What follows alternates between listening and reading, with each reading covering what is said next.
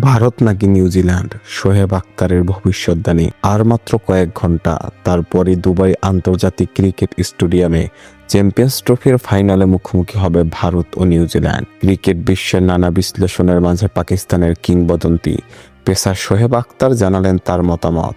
Game on hash হতে তিনি বলেন, 70 থেকে 30 ভারতের পক্ষে। ব্যাটিং, স্পিন, আক্রমণ ও অভিজ্ঞতার দিক থেকে ভারত অনেক এগিয়ে। তবে নিউজিল্যান্ড যদি তাদের সেরা খেলাটা খেলতে পারে, তাহলে ম্যাচের মোড় ঘুরে যেতে পারে। নিউজিল্যান্ডের জন্য শোয়েব আখতারের পরামর্শ। শোয়েবের মতে নিউজিল্যান্ডকে ভয় না পেয়ে আক্রমণাত্মক খেলতে হবে। রোহিত শর্মাকে দ্রুত ফেরানো গুরুত্বপূর্ণ, কারণ তিনি শুরু থেকেই ম্যাচের জয় ভারতের দিকে নিয়ে যেতে পারেন। অধিনায়ক মিচেল স্টার্নারকে ঠান্ডা মাথায় সঠিক সিদ্ধান্ত নিতে হবে। ফাইনালে শিরোপা উঠবে কার হাতে?